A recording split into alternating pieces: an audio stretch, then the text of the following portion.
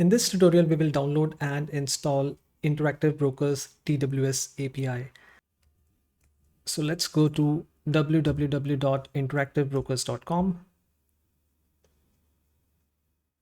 Click on Trading, click on APIs,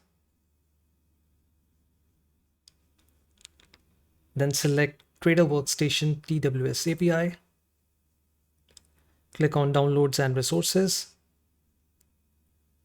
Click on Software TWS API. Agree with the terms and conditions. And you have the two versions, the stable version and the latest version for both Windows and Mac or Linux. We again recommend that you download the stable version. Once you download the installer and run this file, the installation process is very straightforward. Just select the default options and you will be good to go.